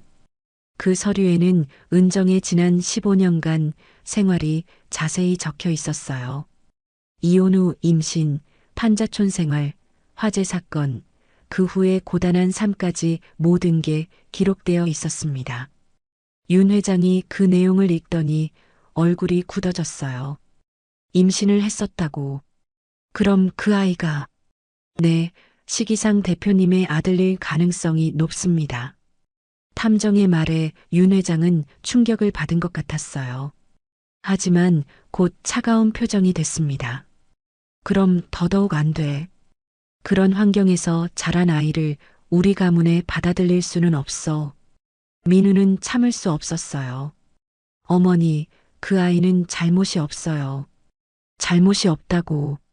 노숙자 어머니 밑에서 자란 아이가 우리 핏줄이라고. 윤 회장의 목소리는 경멸로 가득했습니다. 당장 그들과 연락을 끊어라. 아니면 회사에서 물러나게 할 거야. 민우는 절망했습니다. 어머니가 이렇게까지 할 줄은 몰랐어요. 다음 날 더 충격적인 일이 벌어졌습니다. 서진이 직접 쉼터를 찾아간 거였어요. 은정은 갑자기 나타난 서진을 보고 당황했습니다. 아름답고 우아한 여자가 왜 이런 곳에 왔을까요? 김은정 씨죠. 저는 강민우의 약혼녀 서진이에요. 은정의 얼굴이 하얗게 변했어요. 민우에게 약혼녀가 있다는 건 알고 있었지만 직접 만나니 충격이었습니다. 서진은 냉정하게 말했어요. 민우 씨가 당신들에게 접근하는 건 동정심 때문이에요. 진심이 아니라고요. 은정은 말없이 서진을 바라봤어요. 당신이 과거에 어떤 사이였는지는 모르겠지만 지금 민우 씨는 저와 결혼할 예정이에요. 서진의 말은 계속됐습니다. 그러니까 더 이상 민우 씨를 괴롭히지 마세요. 당신 때문에 민우 씨가 힘들어하고 있어요. 은정의 눈에 눈물이 고였습니다. 자신이 민우에게 피해를 주고 있다는 생각이 들었어요. 서진은 마지막으로 치명적인 말을 했어요. 그리고 12년 전 화재 사건 알고 계시죠? 그때 전기공사를 발주한 회사가 민우 씨 회사예요. 은정은 충격에 말을 잃었습니다. 자신의 팔을 앗아가고 아이를 죽음에 이르게 한 그 화재가 민우와 관련이 있다는 거였어요. 모든 게 계산된 접근이었을 수도 있다는 생각 안 해보셨어요. 서진의 말에 은정은 무너져 내렸습니다. 그동안 조금씩 열리고 있던 마음의 문이 다시 단단히 닫혔어요. 그날 밤 민우는 준호에게서 전화를 받았습니다. 아저씨, 엄마가 많이 아파요. 갑자기 열이 나고 말도 안 해요. 민우는 달려가고 싶었지만 갈 수 없었어요. 서진과 윤 회장이 지켜보고 있었거든요. 민우는 그제야 깨달았습니다. 자신이 은정과 준호에게 다가갈수록 그들이 더 위험해진다는 것을 말이에요. 준호의 전화를 받은 다음 날 민우는 견딜 수 없었습니다. 윤 회장과 서진의 감시에도 불구하고 쉼터로 달려갔어요. 은정이 아프다는데 그냥 있을 수는 없었습니다. 하지만 쉼터에 도착했을 때 충격적인 소식을 들었어요. 어젯밤에 나가셨어요. 아들과 함께요. 쉼터 관계자의 말에 민우는 다리에 힘이 빠졌습니다. 은정과 준호가 사라진 거였어요. 어디로 갔는지 아세요? 모르겠어요. 갑자기 짐을 싸서 나가셨거든요. 아무 말씀도 안 하시고요. 민우는 절망했습니다. 서진이 은정에게 무슨 말을 했는지 알 것 같았어요. 은정이 자신을 피해 도망간 거였습니다. 혹시 연락처라도 쉼터에서도 모른다고 했어요. 은정이 의도적으로 흔적을 지운 것 같았습니다. 민우는 하루 종일 서울 곳곳을 돌아다녔어요. 다른 쉼터들, 준호가 다녔던 편의점, 학교 주변까지 모두 찾아봤습니다. 하지만 아무도 그들을 본 사람이 없었어요. 사흘이 지났지만 소식이 없었습니다. 민우는 점점 초조해졌어요. 혹시 준호가 학교를 그만둔 건 아닐까 걱정됐습니다. 학교에 전화해봤지만 준호는 며칠째 나오지 않고 있었어요. 담임 선생님도 걱정하고 있었습니다. 그 주 금요일 민우는 회사에서 긴급 이사회 소집 통보를 받았어요. 윤 회장이 부른 것 같았습니다. 이사회실에 들어가자 분위기가 험악했어요. 이사들의 표정이 모두 어두웠습니다. 윤 회장이 차가운 목소리로 말했어요. 민우의 최근 행동에 대해 논의하겠습니다. 민우는 가슴이 철렁했어요. 예상했던 일이지만 막상 당하고 보니 충격이었습니다. 개인적인 문제로 회사 업무에 지장을 주고 있습니다. 이사들도 우려를 표명하고 있어요.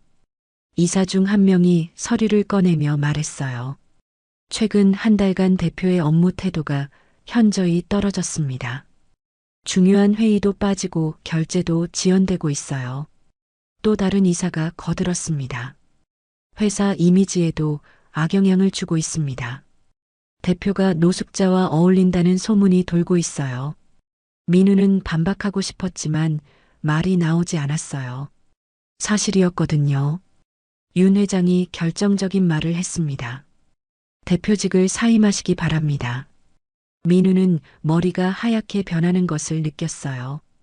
어머니가 정말로 자신을 회사에서 내쫓는 거였습니다. 어머니, 이건 너무 심한 것 같아요. 심해. 내가 정신을 못 차리니까 이렇게 되는 거야. 윤 회장의 목소리에는 조금의 감정도 없었어요. 차가운 사업가의 얼굴뿐이었습니다. 일주일 안에 사표를 내세요. 그리고 서진 씨와 빨리 결혼식을 올리세요.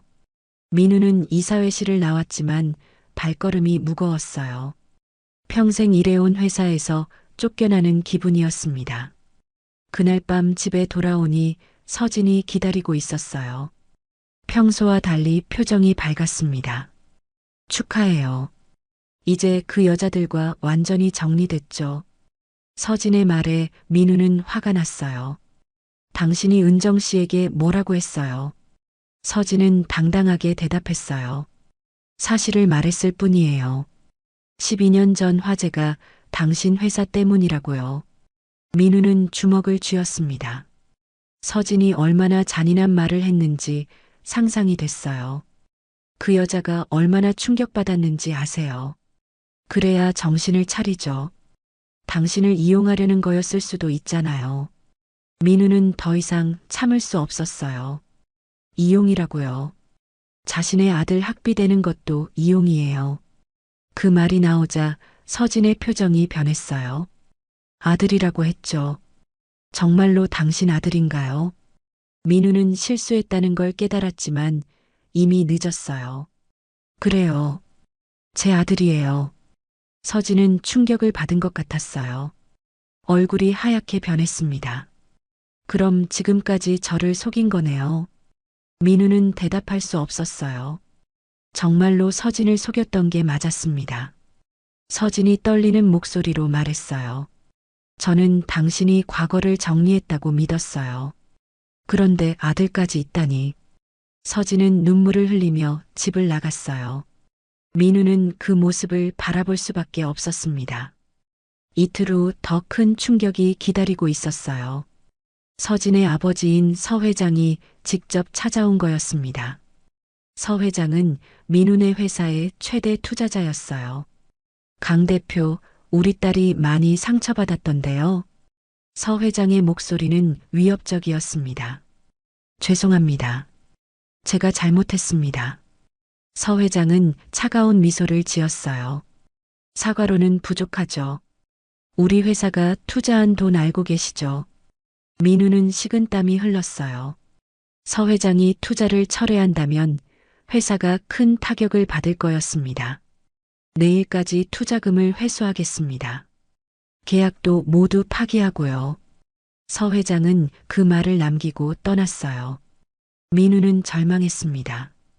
회사에서 쫓겨나는 것도 모자라 회사까지 위기에 빠뜨린 거였어요. 그날 밤 민우는 혼자 술을 마셨습니다. 모든 게 무너져 내리는 기분이었어요. 은정과 준호는 사라졌고 회사에서는 쫓겨났고 서진과도 끝났습니다. 새벽 2시쯤 휴대폰이 울렸어요. 모르는 번호였습니다. 여보세요. 상대방은 준호였어요. 하지만 목소리가 이상했습니다. 아저씨, 도와주세요. 무슨 일이야? 엄마가 쓰러졌어요. 병원에 가야 하는데 돈이 없어요. 민우는 번개처럼 정신이 들었어요. 어디에 있니? 한강 다리 밑이에요. 임시로 머물고 있어요. 민우는 술을 깨고 즉시 차를 몰았습니다. 한강 다리 밑에는 노숙자들이 머물 수 있는 공간이 있었어요. 도착해보니 은정이 의식을 잃고 누워 있었습니다. 열이 심하게 나고 있었어요. 준호가 옆에서 울고 있었습니다. 민우는 즉시 은정을 차에 태우고 병원으로 달렸어요. 준호도 함께 탔습니다. 응급실에서 의사가 나왔어요. 폐렴이 심해졌네요. 며칠 더 늦었으면 위험할 뻔했어요. 민우는 안도했지만 동시에 죄책감을 느꼈어요. 자신 때문에 은정이 이런 상황에 처한 거였습니다. 준호가 민우를 바라보며 말했어요. 아저씨가 정말 제 아빠예요. 민우는 깜짝 놀랐어요. 준호가 언제 알게 된 걸까요? 엄마가 열에 시달리면서 계속 아빠 이름을 불렀어요. 민우 아빠라고요. 민우는 눈물이 났어요. 은정이 의식을 잃은 상태에서도 자신을 불렀다는 게 믿어지지 않았습니다. 하지만 준호는 차가운 표정이었어요. 그런데 왜 지금까지 나타나지 않으셨어요? 우리가 이렇게 힘들게 살고 있는데요. 민우는 대답할 수 없었어요. 변명의 여지가 없었습니다. 그 다음 주부터 민우는 말 그대로 행동으로 옮겼습니다. 우선 12년 전 화재 사건 피해자들을 찾는 일부터 시작했어요. 변호사와 함께 당시 기록을 뒤져서 피해자 명단을 만들었습니다. 총 18가정이 피해를 입었고 3명이 사망했었어요. 그중 1명이 은정의 쌍둥이 아들이었습니다. 민우는 각 가정을 직접 찾아갔어요. 처음에는 믿지 않는 사람들이 많았습니다. 갑자기 나타나서 보상해 주겠다니 의심스러워 했거든요. 첫 번째로 찾아간 집은 당시 5살 딸을 잃은 부부였어요. 지금은 60살이 넘은 노부부가 되어 있었습니다. 정말 보상해 주시겠다는 건가요? 할머니의 목소리는 떨렸습니다. 12년 동안 아무도 책임지지 않았던 일이었거든요. 네, 제가 당시 전기공사를 발주한 회사 대표였습니다. 늦었지만 책임지겠어요. 민우는 진심을 담아 말했어요. 노부부는 서로 바라보며 눈물을 흘렸습니다. 돈 때문이 아니에요. 그냥 누군가 미안하다고 말해주길 바랐어요. 할아버지의 말에 민우는 고개를 숙였어요. 정말 죄송합니다. 제가 더 신경 썼어야 했는데. 그 집을 나오면서 민우는 깨달았습니다. 돈보다 중요한 건 진심 어린 사과였다는 것을 말이에요. 일주일 동안 모든 피해 가정을 찾아다녔습니다. 어떤 집에서는 화를 내기도 했고 어떤 집에서는 감사해 하기도 했어요. 가장 힘들었던 건 3번째 희생자의 어머니를 만날 때였습니다. 당시 7살 아들을 잃은 어머니는 혼자 살고 있었어요. 내 아들 돌려다오. 어머니는 민우에게 소리쳤습니다. 민우는 그 앞에서 무릎을 꿇었어요. 돌려드릴 수는 없지만 평생 책임지겠습니다. 어머니는 한참 동안 울다가 말했어요. 이제 와서 뭘 책임져. 이미 늦었어. 하지만 민우는 포기하지 않았습니다. 매주 그 어머니를 찾아가서 안부를 물었어요. 병원비도 대드리고 생활비도 도와드렸습니다. 한 달이 지나자 윤 회장이 직접 찾아왔어요. 민우가 개인 자산을 모두 정리해서 피해자들에게 보상하고 있다는 소식을 들었던 거였습니다. 미쳤니? 왜 그런 짓을 하는 거야? 윤 회장은 화가 난 목소리였어요. 책임져야 할 일이니까요. 법적 책임도 없는 일을 왜? 도덕적 책임이 있어요.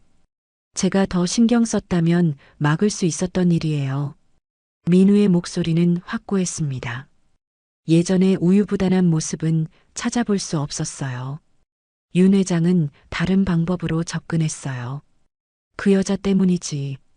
그 여자가 너를 이용하는 거야. 아니에요. 은정 씨는 제가 보상하는 것도 모르세요. 정말로 은정은 민우가 피해자들에게 보상하고 있다는 걸 몰랐어요. 민우가 조용히 진행하고 있었거든요. 그럼 왜 그런 짓을?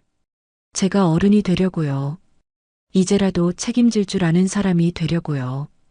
윤 회장은 말을 잃었어요. 아들이 이렇게 확고한 의지를 보이는 건 처음 봤습니다. 그날 저녁 서진도 찾아왔어요.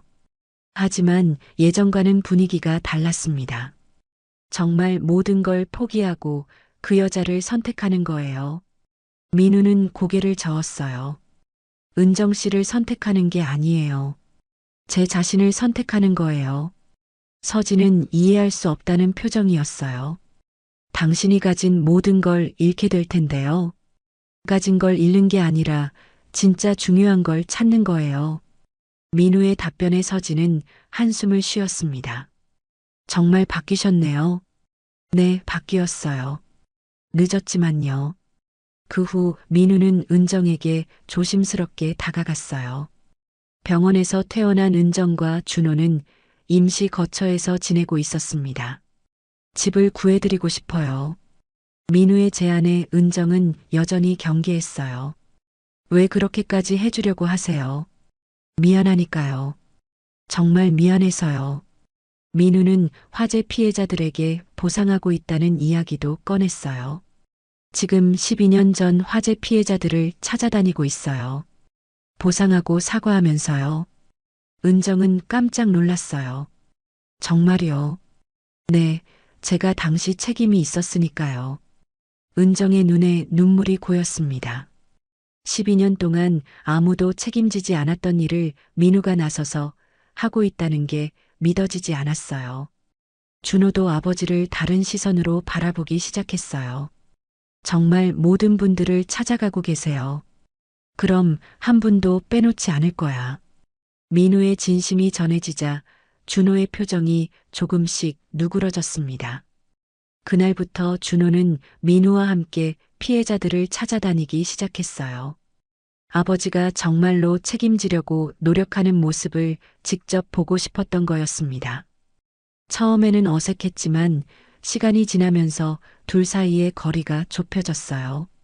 준호는 민우가 진심으로 뉘우치고 있다는 걸 느낄 수 있었습니다. 어느 날 준호가 물었어요. 아빠, 힘들지 않으세요? 힘들지. 하지만 해야 할 일이야. 왜요? 너희에게 떳떳한 아빠가 되고 싶어서. 그 말에 준호는 처음으로 민우를 아빠라고 불렀어요. 아빠, 저도 도와드릴게요. 민우는 눈물이 날 뻔했습니다. 아들이 자신을 인정해준다는 게 너무 기뻤어요. 은정도 서서히 마음을 열기 시작했어요. 민우가 말로만 하는 게 아니라 실제로 행동하는 모습을 보면서 조금씩 신뢰하게 됐습니다. 2개월이 지나자 모든 피해자들에 대한 보상이 마무리됐어요. 민우는 개인 재산 대부분을 써버렸지만 후회하지 않았습니다. 오히려 마음이 가벼워졌어요. 12년 동안 짊어지고 있던 죄책감에서 벗어날 수 있었거든요. 가장 중요한 건 은정과 준호와의 관계가 회복되기 시작했다는 거였어요. 완전히 원래대로 돌아간 건 아니지만 새로운 시작의 가능성이 보였습니다. 민우는 깨달았어요. 진정한 용기는 잃을 것을 두려워하지 않는 게 아니라 옳은 일을 위해서라면 무엇이든 감수하는 거라는 것을 말이에요. 3개월이 지나자 모든 보상이 완료됐습니다. 민우는 마지막 피해자 가족을 만나고 돌아오는 길이었어요. 준호가 함께 있었습니다. 요즘 둘은 자주 함께 다녔어요. 아빠, 이제 정말 끝난 거죠. 준호의 목소리에는 안도감이 섞여 있었습니다. 12년 만에 모든 피해자들이 보상을 받게 된 거였어요. 그럼 이제 새로운 시작이야. 민우는 뿌듯한 마음이었습니다. 비록 늦었지만 책임을 다했다는 생각이 들었어요. 그때 휴대폰이 울렸습니다. 윤 회장에게서 온 전화였어요. 집으로 와라. 중요한 이야기가 있다. 윤 회장의 목소리는 평소와 달랐어요. 화가 난 것 같지도 않고 슬픈 것 같지도 않았습니다. 집에 도착하자 윤 회장이 거실에 앉아 있었어요. 표정이 복잡했습니다. 민우와 준호를 번갈아 바라봤어요. 이 아이가 내 아들이구나. 할머니가 갑자기 그런 말을 해서 준호는 당황했어요. 민우도 놀랐습니다. 어머니, 갑자기 왜? 내가 3개월 동안 한 일들을 다 지켜봤어. 정말 변했더구나. 윤 회장의 목소리에는 감정이 섞여 있었어요. 아들이 달라진 모습에 감동받은 것 같았습니다. 처음에는 미친 짓이라고 생각했지. 하지만 지금은 알겠어. 내가 진짜 어른이 됐다는 걸 말이야. 민우는 어머니가 이런 말을 할 줄 몰랐어요. 평생 처음 듣는 인정의 말이었습니다. 윤 회장이 준호를 바라봤어요. 준호야, 할머니가 미안하다. 너희를 못 본 척했어서. 준호는 어떻게 대답해야 할지 몰랐어요. 갑작스러운 변화였거든요. 그동안 내가 틀렸어. 가문이니 체면이니 하는 게 가족보다 중요한 줄 알았지. 윤 회장의 눈에 눈물이 고였습니다. 하지만 내 아빠를 보니까 알겠어. 진짜 중요한 건 사람이더라고. 그날 저녁 윤 회장은 놀라운 제안을 했어요. 회사로 돌아와라. 대표 자리 그대로 돌려줄게. 하지만 민우는 고개를 저었습니다. 아니에요. 이제 다른 일을 해보려고요. 다른 일이라니. 사회복지 관련 일요. 어려운 사람들을 도우는 거죠. 윤 회장은 깜짝 놀랐어요. 아들이 이런 선택을 할 줄 몰랐습니다. 돈도 안 되는 일을 왜? 돈보다 중요한 게 있다는 걸 배웠어요. 민우의 답변에 윤 회장은 한참 생각하더니 말했어요. 그럼 재단을 만들어 줄게. 내 이름으로 말이야. 정말이요. 조건이 있어. 그 여자와 결혼해라. 민우는 깜짝 놀랐어요. 어머니가 은정과의 결혼을 허락한다는 거였습니다. 어머니, 내가 너무 고집을 부렸어.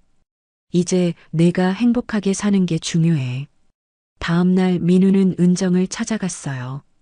은정은 작은 카페에서 일하고 있었습니다. 팔이 없어도 할 수 있는 일을 찾은 거였어요.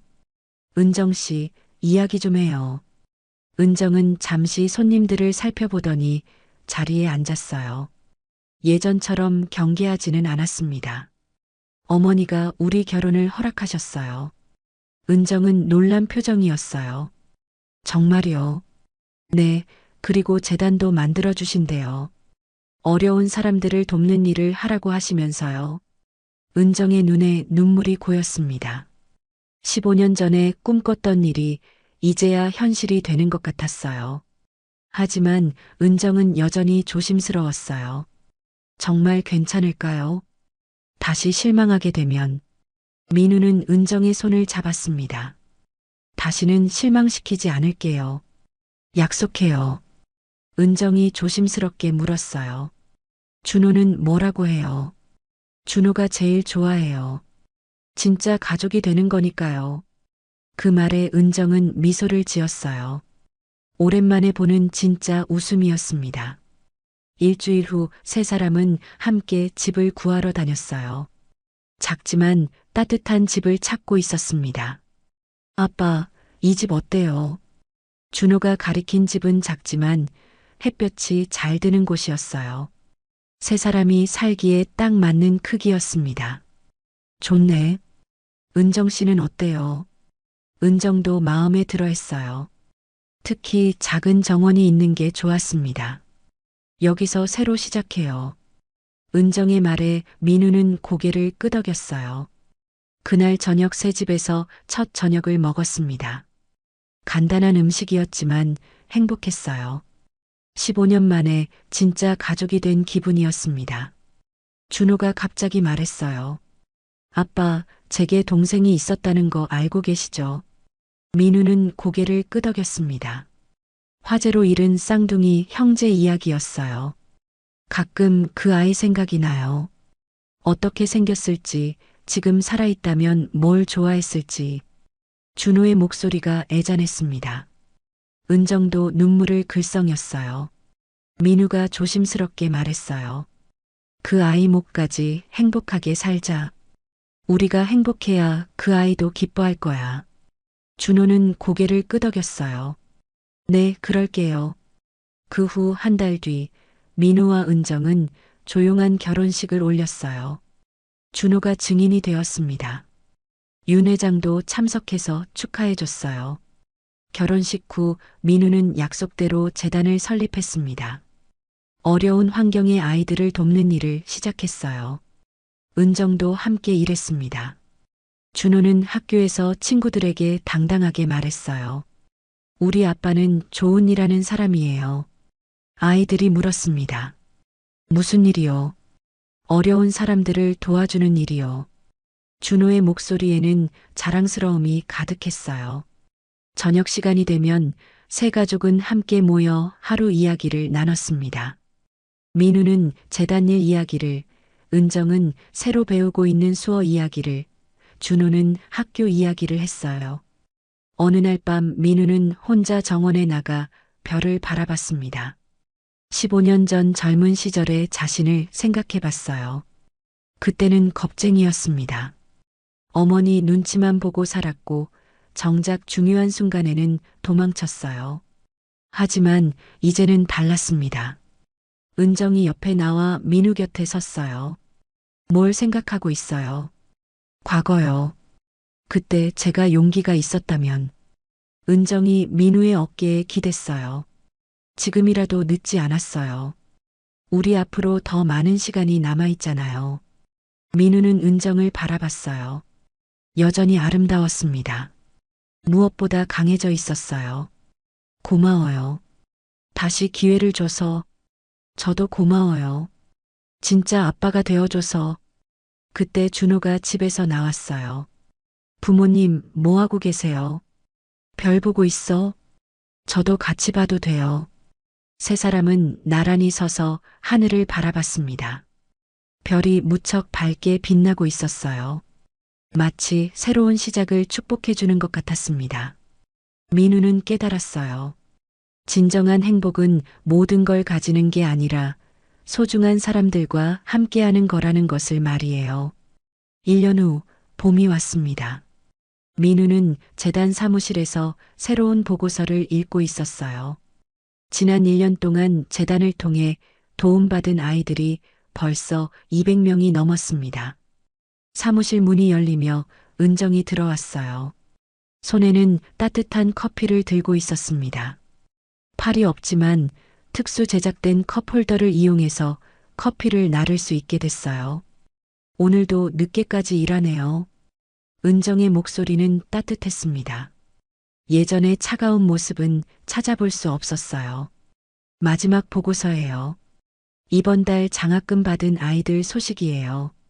민우는 은정에게 보고서를 보여줬어요. 그 중에는 준호와 비슷한 처지였던 아이들이 많았습니다. 이 아이는 부모님이 교통사고로 돌아가신 후 할머니와 살고 있대요. 성적이 정말 좋아서 의대에 진학하고 싶어 해요. 은정이 보고서를 읽으며 미소 지었습니다. 우리가 도와줄 수 있어서 다행이에요.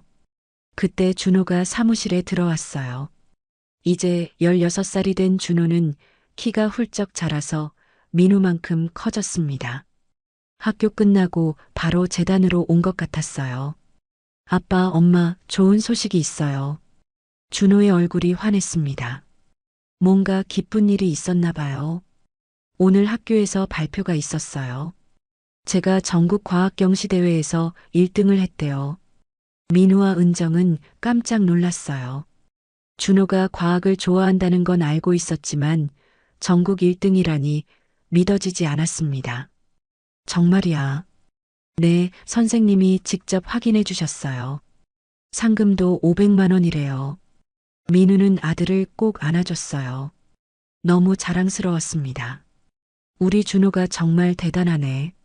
상금은 어떻게 할 거야? 준호는 잠시 생각하더니 말했어요. 재단에 기부하고 싶어요. 저처럼 어려운 아이들을 도와주는 데 쓰세요. 그 말에 민우와 은정은 감동했어요. 준호가 이렇게 착한 마음을 가지고 자라줘서 고마웠습니다. 정말 그렇게 할 거야. 네, 제가 도움받은 만큼 다른 아이들도 도와주고 싶어요. 그날 저녁 세 가족은 준호의 수상을 축하하는 저녁 식사를 했어요. 작은 식당이었지만 행복으로 가득했습니다. 식사를 마치고 집으로 돌아오는 길에 민우는 15년 전을 떠올렸어요. 그때는 이런 일상이 가능할 거라고 상상도 못했습니다. 집에 도착하니 윤 회장이 기다리고 있었어요. 요즘 할머니는 자주 놀러 왔습니다. 특히 준호를 무척 아끼고 있었어요. 준호야, 할머니한테 와봐. 윤 회장이 준호를 부르며 무언가를 꺼냈어요. 작은 상자였습니다. 이게 뭐예요? 내 할아버지가 쓰시던 시계야. 이제 너한테 주려고. 준호는 깜짝 놀랐어요. 가문의 전통 시계를 물려받는다는 건 정식으로 가족의 일원이 됐다는 뜻이었습니다. 정말 받아도 돼요.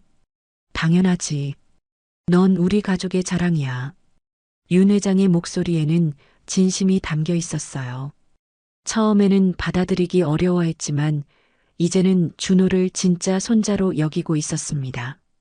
그날 밤 민우는 혼자 서재에서 일기를 썼어요.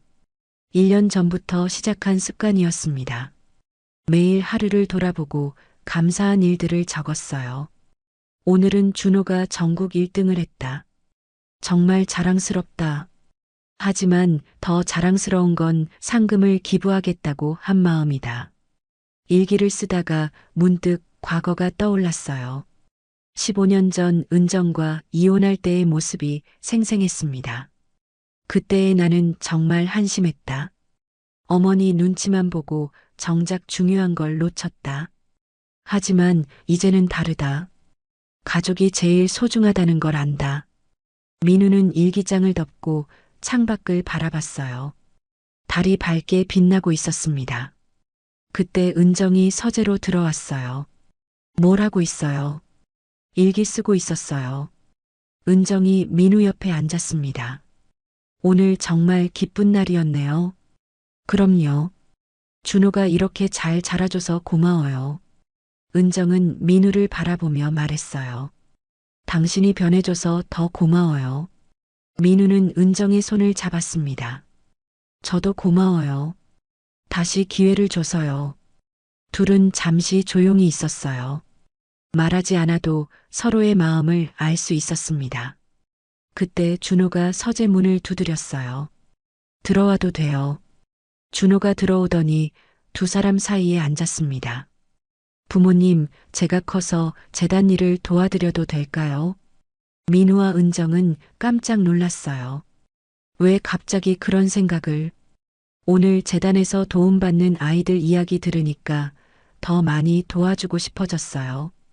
민우는 아들의 그런 마음이 자랑스러웠어요. 그럼 먼저 공부 열심히 해야지. 더 많은 사람을 도우려면 실력도 있어야 하거든. 네, 열심히 할게요. 그날 밤 세 사람은 함께 앉아서 미래 계획을 세웠어요. 재단을 더 키우고 더 많은 아이들을 도울 방법들을 이야기했습니다. 다음 주에는 새로운 프로그램을 시작하기로 했어요. 한부모 가정 아이들을 위한 멘토링 프로그램이었습니다. 준호도 또래 아이들의 멘토 역할을 해보기로 했어요. 일주일 후 재단에서 멘토링 프로그램 첫 모임이 열렸습니다. 15명의 아이들이 참석했어요. 모두 어려운 환경에서 자라고 있는 아이들이었습니다. 준호가 앞에 나서서 자기소개를 했어요. 안녕하세요. 저는 강준호예요. 여러분과 비슷한 환경에서 자랐어요.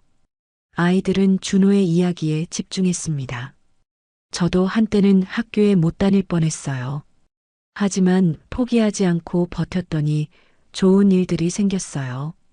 준호의 진심 어린 이야기에 아이들의 눈빛이 달라졌어요. 희망을 찾는 것 같았습니다. 민우는 뒤에서 그 모습을 바라봤어요. 아들이 다른 아이들에게 희망을 주는 모습이 너무 자랑스러웠습니다. 프로그램이 끝나고 한 아이가 준호에게 다가왔어요. 형, 저도 형처럼 될 수 있을까요? 준호는 그 아이의 어깨에 손을 올렸습니다. 당연하지. 포기하지만 않으면 분명 할 수 있어. 그 순간 민우는 깨달았어요. 자신의 변화가 준호에게 전해졌고 준호가 또 다른 아이들에게 희망을 전하고 있다는 것을 말이에요. 저녁이 되어 집으로 돌아오는 길에 민우는 하늘을 올려다봤어요. 별들이 반짝이고 있었습니다. 마치 12년 전 화재로 하늘로 간 아이가 축복해주는 것 같았어요. 은정이 민우의 팔짱을 끼며 말했어요. 행복해요. 정말 행복해요. 저도요. 이제야 진짜 살고 있는 기분이에요. 준호가 앞서 걸으며 뒤돌아봤어요. 부모님 빨리 와요. 집에 가서 내일 계획 세워요. 세 사람은 웃으며 집으로 향했어요. 작은 집이었지만 사랑이 가득한 곳이었습니다. 그날 밤 민우는 마지막으로 일기를 썼어요. 오늘 준호가 다른 아이들을 도우는 모습을 봤다. 정말 자랑스럽다. 내가 변한 게 아이에게도 좋은 영향을 줬구나. 앞으로도 계속 좋은 아버지, 좋은 남편이 되겠다. 일기를 덮고 민우는 미소 지었어요. 15년 전에는 상상도 못했던 행복한 삶이었습니다. 늦었지만 진정한 어른이 된 기분이었어요.